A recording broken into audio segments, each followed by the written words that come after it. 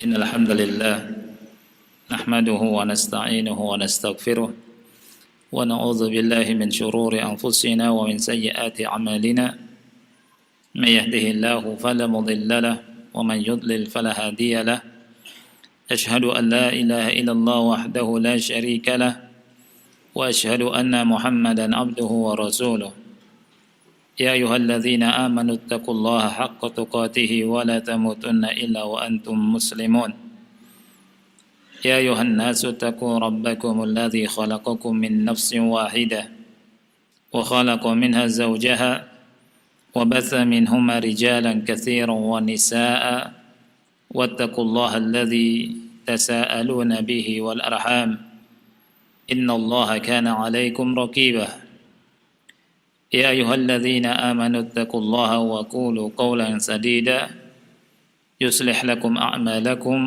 ويغفر لكم ذنوبكم ومن يطع الله ورسوله فقد فاز فوزا عظيما أما بعد فإن أصدق الحديث كتاب الله وخير الهدي هدي محمد صلى الله عليه وعلى آله وسلم وشر الأمور محدثاتها فإن كل محدثة بدعة وكل بدعة ضلالة وكل ضلالة في النار ثم أما بعد إخواني وأخواتي في الله rahimani wa rahimakumullah. Pertama-tama yang harus kita selalu ingat adalah wajibnya kita bersyukur kepada Allah Subhanahu wa taala, khususnya bagi kita yang berada di masjid yang mulia ini, dan secara umum bagi kaum muslimin. Ikhwah yang Allah muliakan, begitu banyak nikmat yang Allah Subhanahu wa taala berikan pada kita. Dan bagi yang ada di sini Allah Subhanahu wa taala berikan nikmat besar berupa Allah kasih izin dan taufik kepada kita semua untuk bisa duduk di masjid yang mulia ini dengan sama-sama mengharapkan rahmat Allah Subhanahu wa taala. Kata ulama, arba'un li arba'. Ada 4 hal yang dilakukan oleh suatu kaum, maka mereka akan mendapatkan 4 hal. Rasulullah SAW bersabda, "Majtama'a qaumun fi baitin min buyutillahi ta'ala yatluna kitab Allah wa yatadarasunahu bainahum illa nazalat 'alaihimus sakinah wa ghasyiyatuhumur rahmah wa haffathumul malaikatu wa dzakarahumullahu fi man 'indah." Tidaklah suatu kaum berkumpul di salah satu rumah Allah, mereka membaca kitab Allah, mempelajarinya sesama mereka atau di antara mereka, melainkan turun ketenangan. Kemudian mereka diliputi oleh rahmat Allah. Kemudian mereka dikelilingi oleh para malaikat. Dan mereka pun disebut-sebut oleh Allah, dipuji-puji namanya di depan para malaikat. 4 hal, yakni berkumpul, kemudian di rumah Allah, walaupun ulama ya, atau sebagian ulama mengatakan kalimat di rumah Allah juga mencakup mereka yang belajar ilmu din, Al-Quran ya, di majelis-majelis tertentu, misalkan di sekolah atau di qo'a dan seterusnya. Kemudian mereka membaca kitab Allah, kemudian mempelajari sesama mereka, melainkan akan turun ketenangan. Yang kedua, rahmat. Yang ketiga, dikelilingi oleh para malaikat. Dan yang keempat, mereka dipuji-puji oleh Allah Subhanahu wa taala. Dari 4 hal ini, satu saja kita dapatkan, maka ini merupakan keutamaan yang sangat besar. Bagaimana dengan 4-4-nya? Allah Subhanahu wa taala sebutkan di antara rahmat. Kita tahu bahwa Rasulullah SAW menghabarkan pada kita bahwa dunia ini terlaknat. Kata Rasul, ad-dunya mal'unah wa mal'unan ma fiha. Dunia itu terlaknat dan semua isinya terlaknat. Apa ini maksud dengan terlaknat? Terlaknat itu jauh dari rahmat. Itu dunia. Mal'un artinya matrud. Matrud min rahmatillah. Oleh karena itu kita selalu berdoa dan mengharap dari Allah Subhanahu wa taala akan rahmatnya. Dan di antara cara mendapatkan rahmat Allah Subhanahu wa taala adalah duduk di majelis ilmu, belajar Al-Qur'an di majelis ilmu, mempelajari isinya, memahaminya, yang dengannya kita mendapatkan ilmu dari Allah Subhanahu wa taala.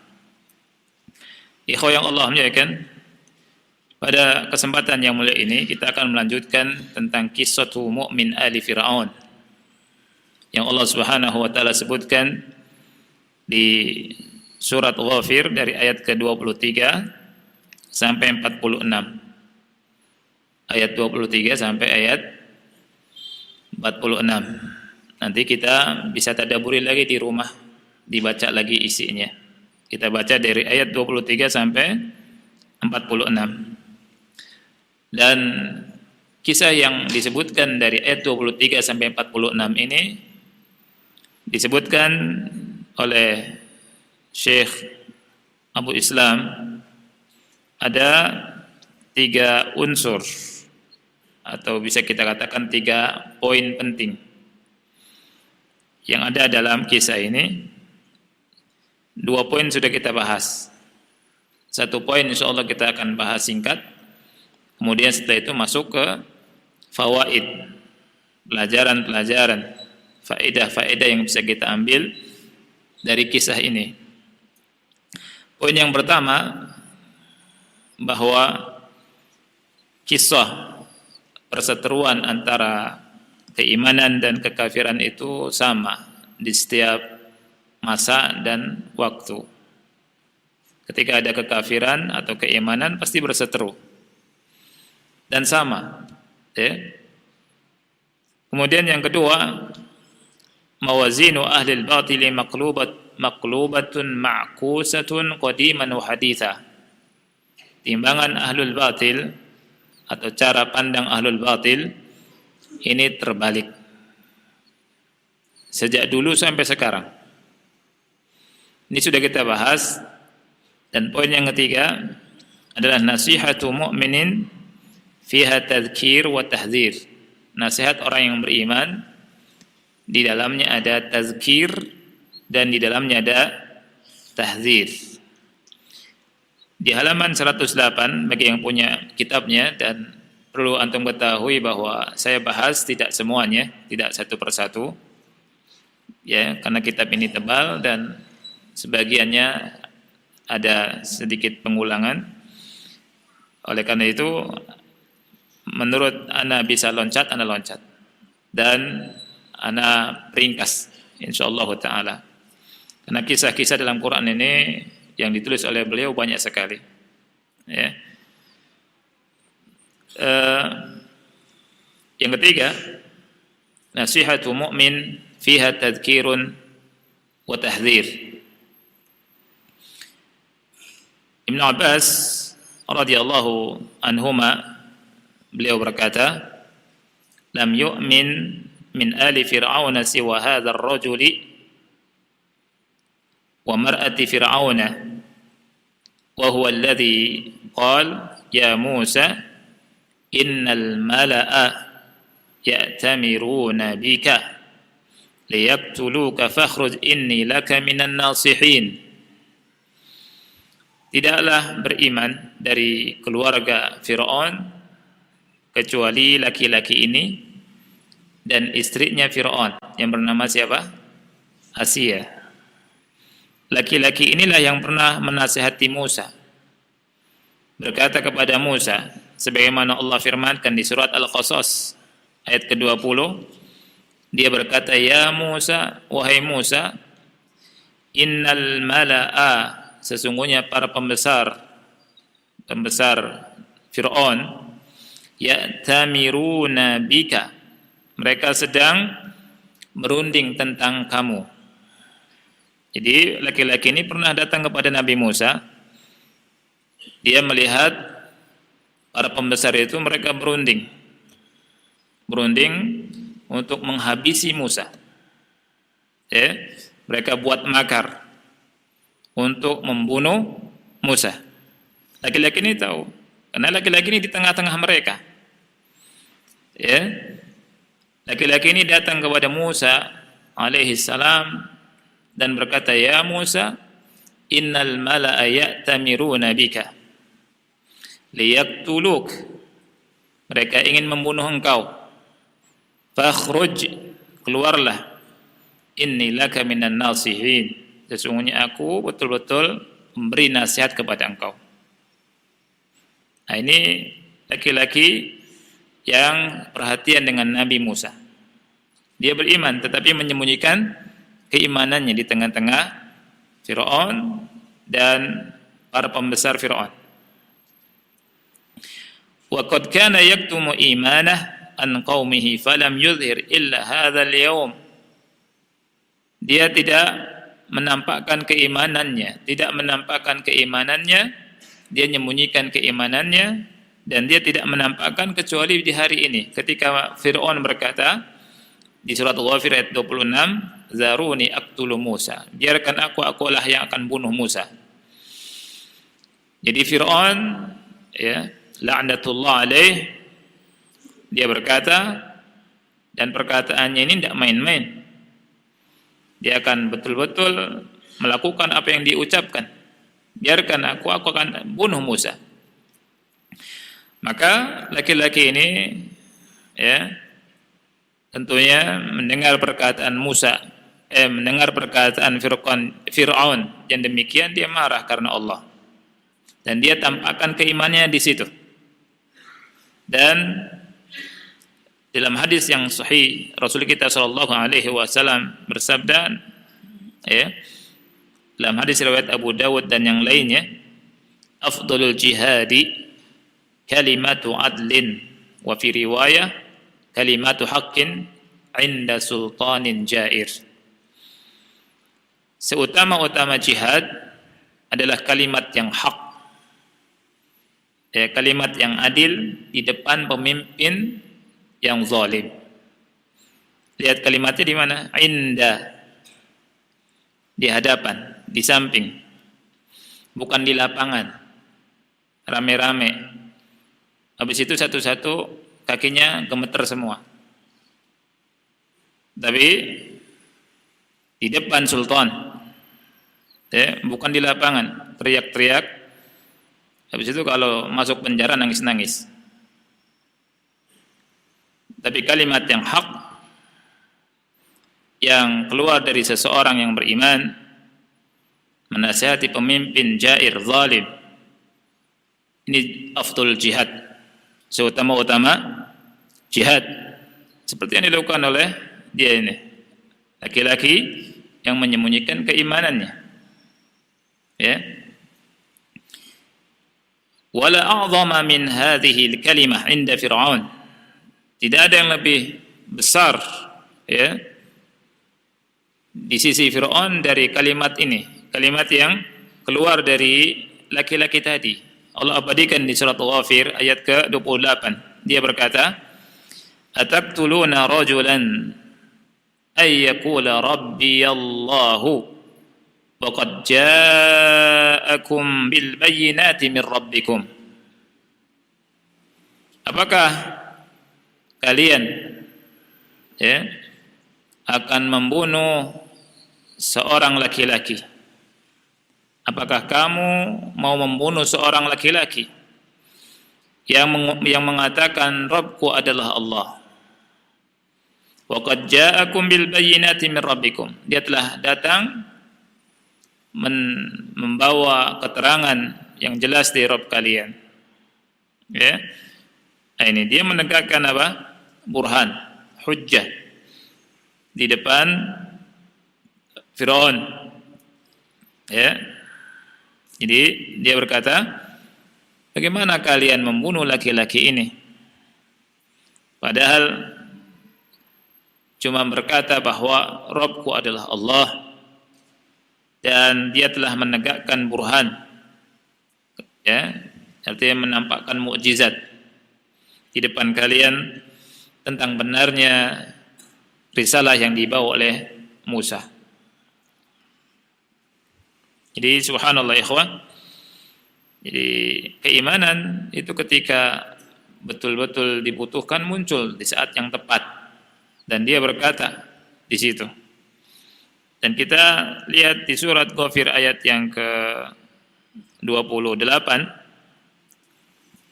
ya.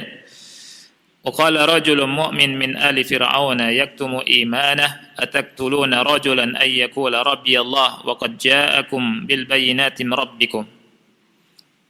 Dilanjutkan, wa iyyaku kadziban fa alaihi kadzibuh. Kalau Musa berdusta, maka dia akan menanggung dosa dustanya. Wa iyyaku shadiqan yusibkum ba'dul ladzi ya'idukum. Tetapi jika dia, Musa itu benar, maka sebagian yang dijanjikan oleh Musa akan menimpa kalian. Innallaha la yahdi man huwa musrifun kadzdzab. Sesungguhnya Allah Subhanahu wa taala tidak memberikan petunjuk kepada orang yang melampaui batas dan suka berdusta. Lihat nasihat dari siapa? Mukmin tadi. Summa dzakkarahum bi ba'sillah, kata Syekh. Kemudian laki-laki tadi memberikan tazkir bahwa nanti ada azab Allah Subhanahu wa taala yang Allah timpakan kepada orang-orang yang zalim. Orang-orang yang menghalang-halangi para Rasulullah, para utusan Allah, menghalang-halangi dakwah mereka. Dalam surat Ghafir Allah berfirman, ya, tentang perkataan laki-laki tersebut, ya qaumi lakumul mulkul yawma zahirina fil ard. Wahai kaumku, pada hari ini kalian memiliki kerajaan. Zahirina fil ard. Kalian berkuasa di muka bumi. Sekarang kalian berkuasa. Ini diingatkan. Faman yansuruna min ba'sillahi in ja'ana. Maka siapa yang dapat menolong kami, menolong kita dari azab Allah apabila azab Allah itu datang. Ya, ini tazkir. Diingatkan oleh laki-laki tadi tentang kemungkinan dan kemungkinan ini pasti terjadi. Azab Allah yang datang. Biarlah kalian sekarang punya kerajaan, kalian berkuasa di muka bumi. Tapi bagaimana apabila azab Allah datang menimpa kalian? Siapa yang akan bisa menolong dari azab Allah ketika azab Allah datang? Fahuwa yuhadziruhum an yuslabu ma hum fihi minal mulk fa innahu ma ta'aradat dawlatun lid-din illa wa suliba ahluha mulkuhum wa dhullu min ba'di izzihim. Dia memberi tahzir, ya, peringatan kepada kaumnya, peringatan mereka sekarang berkuasa, ya, hati-hati, ya, diwanti-wanti. Ini menunjukkan bahwa tidaklah sebuah negeri ketika memerangi agama pasti akan dihancurkan oleh Allah Subhanahu wa taala. Ya, dan mereka akan dijadikan hina setelah mereka mulia.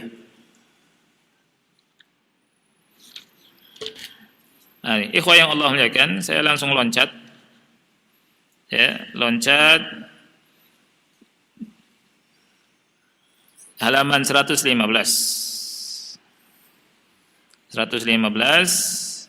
tentang ad-durus wal-'idhat wal-'ibaru allati tu'khadhu min qissati mu'mini ali fir'aun. Ya, pelajaran-pelajaran yang bisa kita ambil dari kisah mukmin ali fir'aun. Ada sekitar 7 pelajaran yang disebutkan oleh penulis rahimahullah, dan tentunya kita tahu ikhwan, kitab ini asalnya adalah apa? Ceramah khutbah Jumat. Ya, khutbah Jumat beliau, kemudian beliau sebelumnya tulis juga, habis itu beliau bukukan. Ya, beliau bukukan. Ada 7 ya, enggak, bukan 7, apa? 8 pelajaran yang insyaallah akan kita bahas.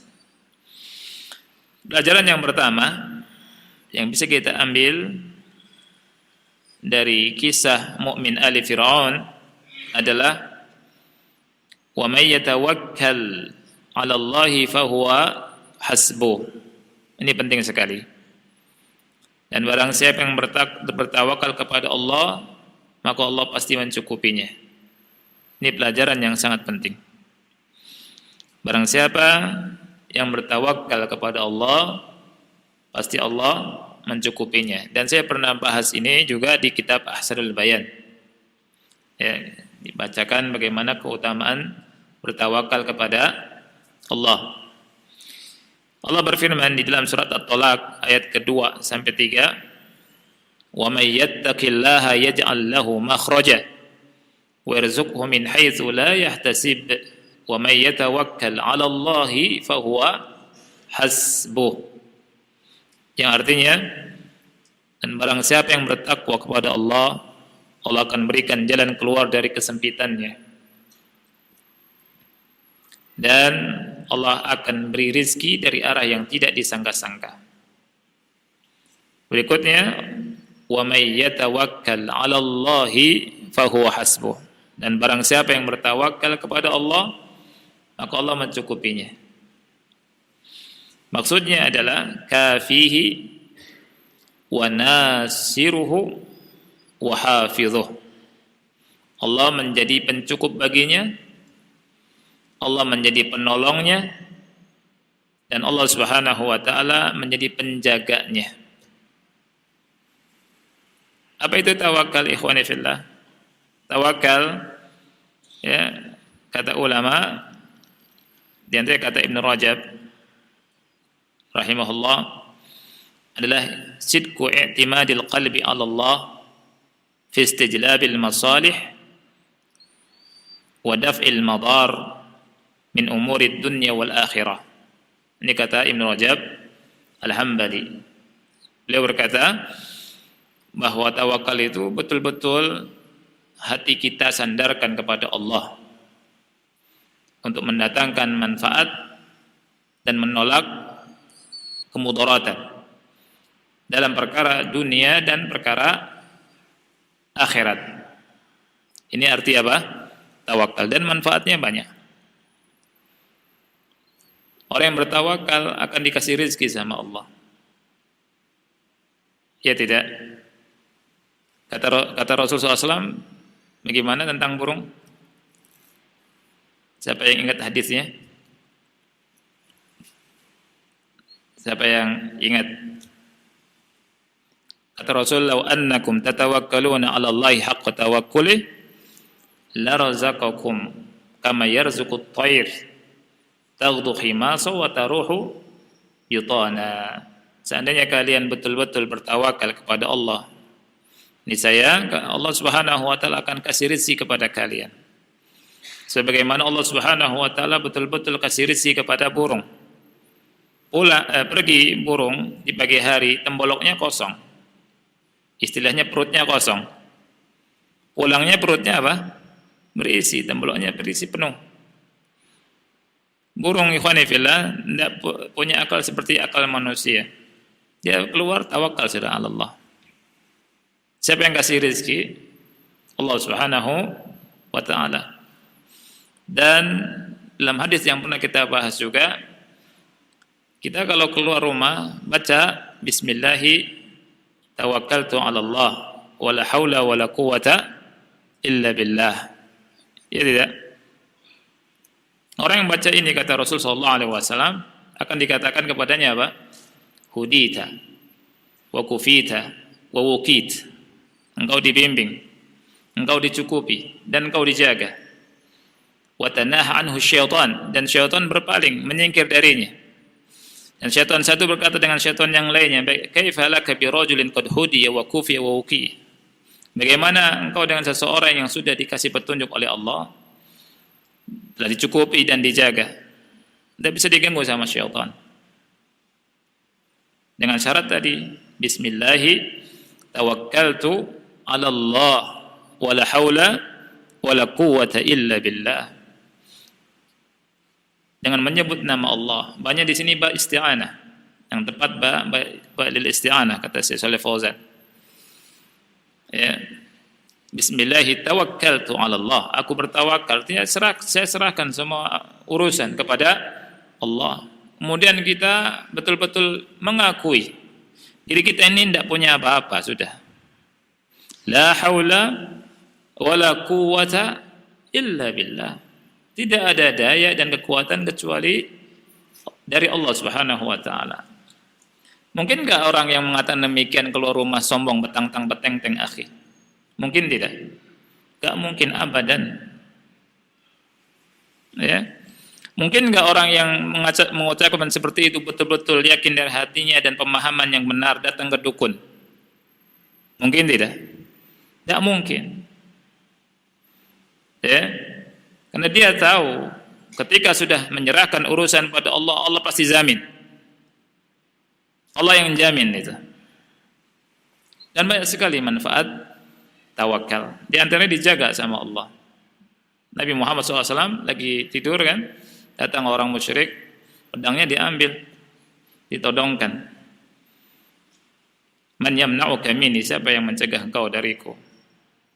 Kalau kita sudah ngeplek kakinya kali, ya enggak? Nabi Muhammad SAW tawakalnya luar biasa. Nabi Muhammad berkata, Allah, jatuh pedangnya, akhi. Diambil lagi, man yamna'uka minni, siapa yang mencegah engkau dariku? Siapa yang menghalangi engkau dariku? Ya. Kata orang tersebut, kun khairu akhirin. Jadilah kau sebaik-baik pemegang pedang. Dimaafkan sama Nabi SAW. Singkatnya seperti itu. Itu sudah Anda bahas. Nah, ini jadi tawakal sebagaimana Musa alaihi salatu wassalam, ikhwani fillah, ya, bertawakal kepada Allah Subhanahu wa taala ketika Firaun telah mengeluarkan keputusan dia pasti bunuh Musa. Ya, keputusan yang jair, keputusan yang zalim. Di surat Ghafir ayat 26 keluar tuh qararnya. Keluar perintahnya dan surat perintahnya. Dia berkata, "Dzaruni aqtul Musa wal yad'u rabbah." Biarkan aku akan bunuh Musa dan hendaknya dia berdoa kepada Rabbnya. Dan khabarnya sampai kepada Musa. Apa yang dilakukan oleh Nabi Musa alaihissalam? Dia meminta perlindungan kepada Allah dan bertawakal kepada Allah. Dalam surat Ghafir ayat 27 Allah berfirman, "Wa qala Musa inni 'udtu bi rabbi wa rabbikum min kulli mutakabbir la yu'minu bi yaumil hisab." Musa berkata, sesungguhnya aku berlindung kepada Rabbku dan Rabb kalian dari semua orang yang sombong, yang tidak beriman kepada hari hisab. Kemudian ketika Musa meminta perlindungan kepada Allah dan bertawakal kepada Allah, Allah cukupkan dari keburukan Firaun. Dan Allah abadikan di surat Asy-Syu'ara ayat 61 sampai 68. Allah berfirman, "Falamma tara al-jam'ani qala ashabu Musa inna lamudrakun." Ketika kedua kelompok itu saling melihat pandang-pandangan, maksudnya kelompok Nabi Musa, Bani Israel, di tepi pantai Laut Merah. Mau lanjutkan, depannya laut. Di belakangnya siapa? Firaun dan bala tentara yang senjata yang itu sangat lengkap. Siap menyembelih mereka semua itu. Membunuh Musa. Ya. Dan Bani Israel. Bisa dibayangkan keadaan yang sangat-sangat genting. Sangat genting. Diburu mereka oleh Firaun dan bala tentaranya. Sangat genting sekali. Bisa dibantai habis. Ya. Mereka katakan, "Inna lamudrakun." Kami akan tersusul. Kami kena. Makanya takkid, "Inna lamudrakun." Semua kalau misalnya kita belajar bahasa Arab di sini ada 3 takkid ya, akhi. 3 taukid, menunjukkan bahwa mereka itu putus asa. Kami pasti kena, gitu. Dengan tenangnya Musa dan dengan tawakalnya Musa berkata, qala kalla inna ma'iya rabbi sayahdin. Qala kalla, sekali-kali tidak, kata Musa. Inna ma'iya rabbi sayahdin. Sesungguhnya Rabbku bersamaku dan dia pasti memberikan petunjuk padaku. Kemudian Allah berfirman, fa'auhayna ila Musa anidrib bi'asaka al-bahr fanfalaqa fakana kullu firqin kat-tawdil azim. Maka kami wahyukan kepada Musa, wahai Musa, pukulkanlah dengan tongkatmu itu laut merah yang ada di depanmu itu. Tongkat yang biasa dipakai sama Musa. Yang Allah bertanya kepada Musa, wa matilka bi yaminika ya Musa?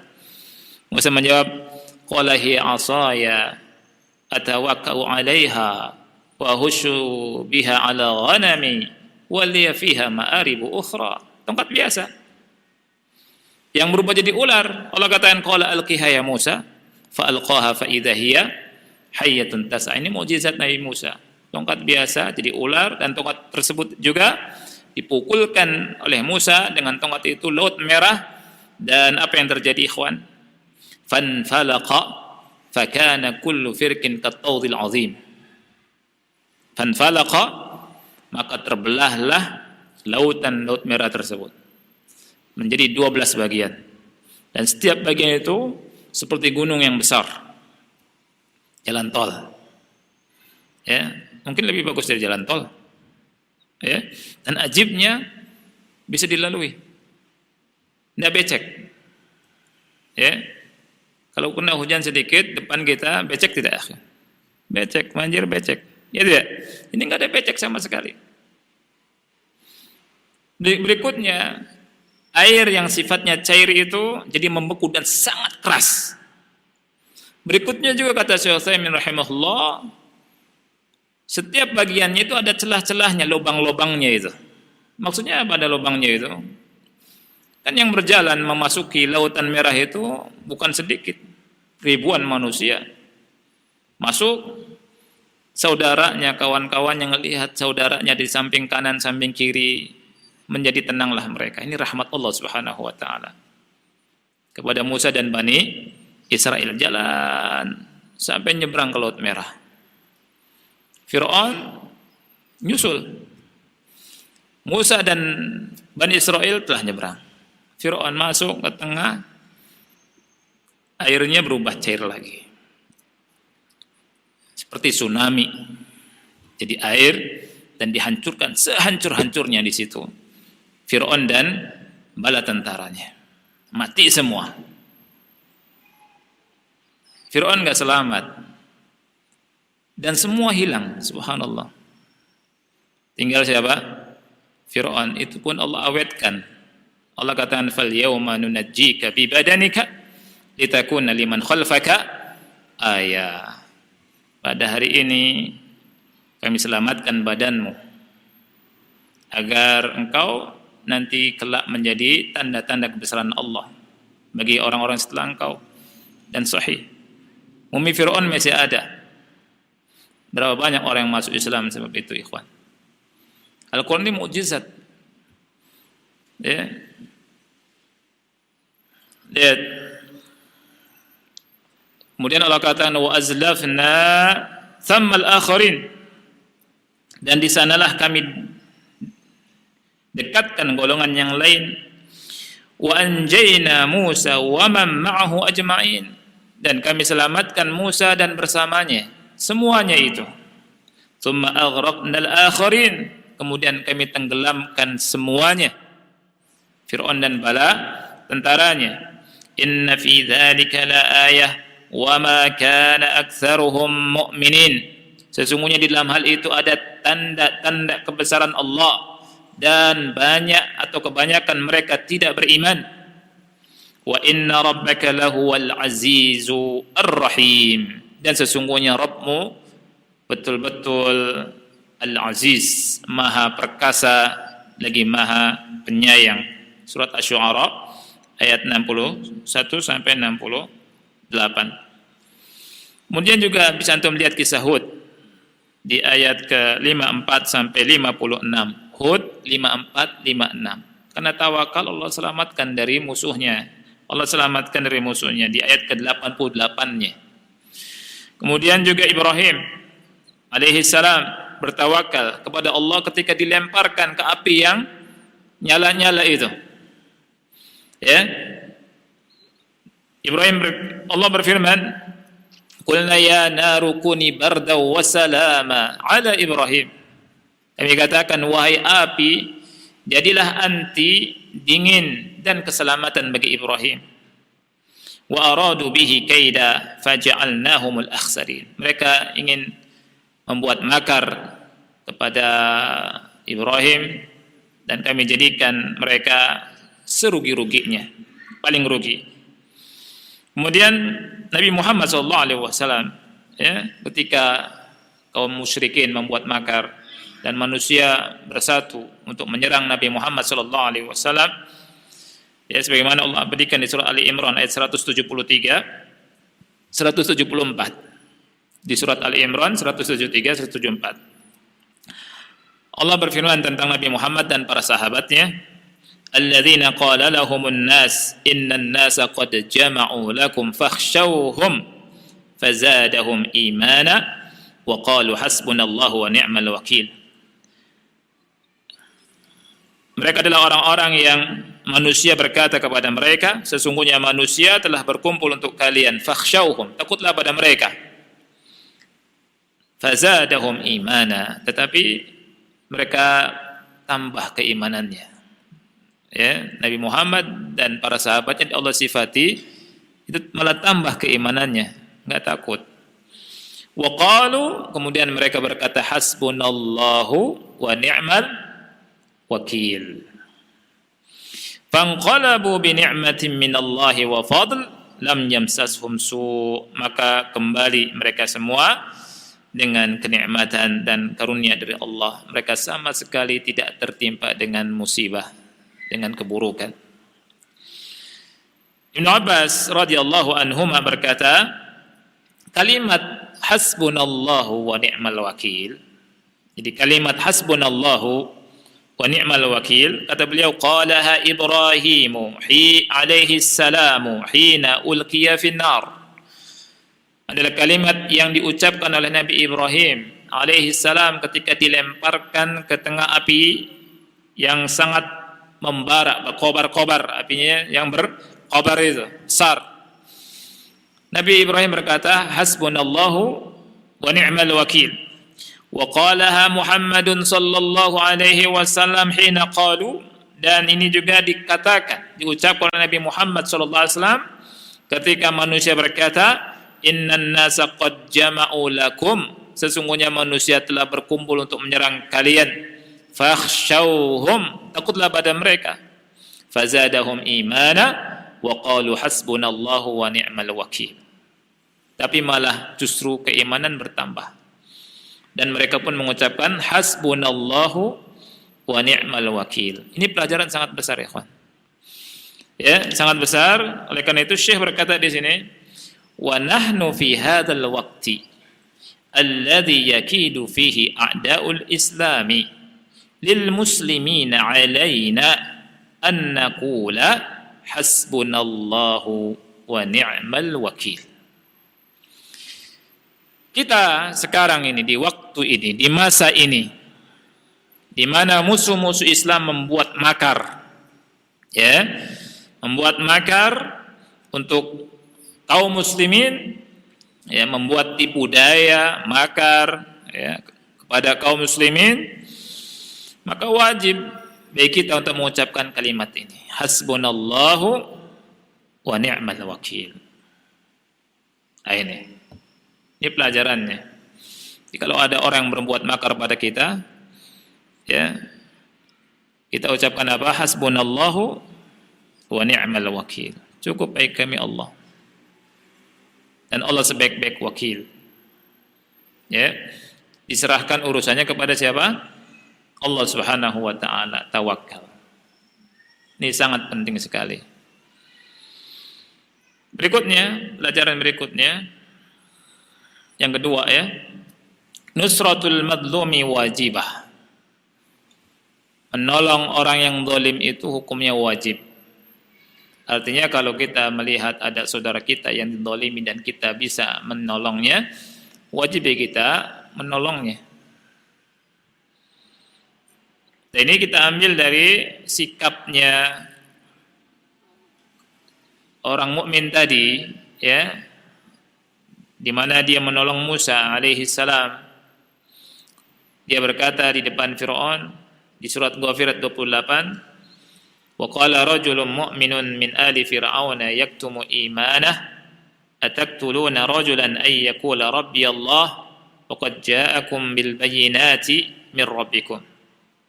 Berkata orang yang beriman dari keluarga Firaun yang menyembunyikan keimanannya, apakah kalian ingin membunuh seorang laki-laki yang berkata Rabbi Allah, padahal dia telah membawa al-bayyinat, keterangan-keterangan yang jelas di Rabb kalian? Ya, ini menunjukkan bahwa dia menolong Nabi Musa, menolong orang yang sedang dizalimi, dan menolong orang yang dizalimi merupakan hak muslim atas muslim yang lainnya. Sebagaimana sabda Rasul kita sallallahu alaihi wasallam dalam hadis yang sahih dikeluarkan oleh Bukhari Muslim, al-muslimu akhul muslim, la yadhlimuhu wa la yuslimuh. Muslim itu saudara muslim yang lain. Ya, perhatikan ikhwah, muslim saudara muslim yang lain. Kata Rasul, la yadhlimuh, tidak boleh mendoliminya, wa la yuslimuh, tidak boleh menyerahkan dia kepada musuh. Hukumnya haram menyerahkan muslim kepada musuh muslim.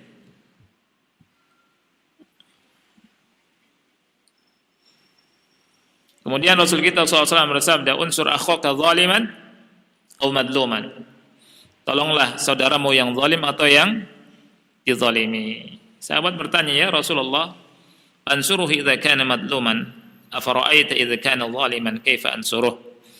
Saya menolongnya kalau dia dizalimi, tapi bagaimana aku menolong yang zalim? Rasulullah SAW berkata, tahjuzuhu aw tamna'uhu min adh-dhulmi fa inna dzalika nasruhu. Kau mencegahnya dari kezaliman, dan hal itu merupakan bagian daripada menolong dia. Kemudian dalam hadis yang di sini sanadnya jayyid, hadis ini ada dalam silsilah hadis sahihah nomor ke 2774, ya, disebutkan di sini. Rasul SAW bersabda, umira bi'abdin min ibadillah an yudrab fi qabrihi mi'ata jaldah. Diperintahkan untuk dicambuk, ya, diperintahkan agar dicambuk seorang hamba dari hamba Allah di kuburnya 100 kali cambukan. Falam yazal yas'alu wa yad'u hatta sarat jaldatan wahidatan fajulida jaldatan wahidatan. Dia senantiasa minta dan berdoa, ya, sampai sisa tinggal 1 kali cambukan. Sisa berapa? 1 cambukan. Maka dicambuklah 1 kali cambukan. Dengan 1 kali cambukan ini, kata Rasul, famtala'a qabruhu alaihi nara, kuburnya dipenuhi dengan api. Falamma irtafa anhu wa afaq, ketika dia sadar, dia berkata, alama jalattumuni, dosa apa yang sebabnya kalian mencambuk aku? Qalu, mereka berkata, innaka shalaita salatan wahida bi ghairi tahur, sesungguhnya engkau pernah salat tanpa bersuci. 1 kali salat tanpa bersuci, ini bahaya. Ya, dan Rasulullah SAW berkata apa? La yaqbalullahu salata ahadikum idza ahdatsa hatta yatawadda. Allah tidak menerima salat salah satu di antara kalian kalau berhadas sehingga apa? Berwudu. Jadi enggak boleh salat tidak berwudu, tidak bersuci. Kemudian Wa mararta ala madlumin falam tansurhu, dan kau pernah melewati orang yang didolimi tapi kau diam saja, tidak menolongnya. Jadi hukum menolong orang yang zalim, orang-orang yang didolimi wajib. Antum tahu guru antum diomongin sama orang, diam saja, didolimi, ini muskilah, ini malah ngomong, tidak benar antum, begitu. Ini gibah. Kita punya guru dicela sama orang, diam saja. Lalu guru kita kasih ilmu ke kita, ya enggak? Minimal ngomong di majelis atau nulis pembelaan, atau ketika duduk di majelis ada yang gibahi, ittaqillah ya akhi. Gitu. Jangan malah ikut ngomong, oh iya toh. Gitu. Akhirnya apa? Gibahin guru, ditolimi. Ini. Apalagi guru kita ditahdir oleh orang yang bodoh. Orang yang bodoh, Kemudian diikuti sama orang-orang bodoh juga. Baca Quran saja belum benar, Al-Fatihah saja belum benar bacanya. Tahdir orang. Dan kita tidak boleh diam. Bela. Wajib kita menolong orang yang dizalimi. Kalau kita tahu.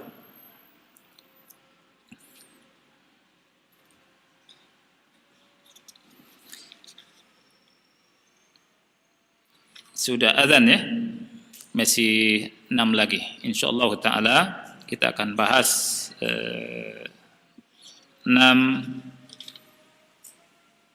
faedah lagi. Jadi ada 8 faedah, dan masya Allah faedahnya sangat besar dan sangat bagus buat kita pelajari. Mudah-mudahan manfaat, dan mudah-mudahan kita bisa mendapatkan pelajaran yang bermanfaat tentunya. Mudah-mudahan Allah Subhanahu wa taala memudahkan kita untuk mengamalkannya. Dan kita akhiri semuanya dengan membaca doa kafaratul majlis. Subhanakallahumma bihamdika asyhadu an la ilaha illa anta astaghfiruka wa atubu ilaik. Wassalamualaikum warahmatullahi wabarakatuh.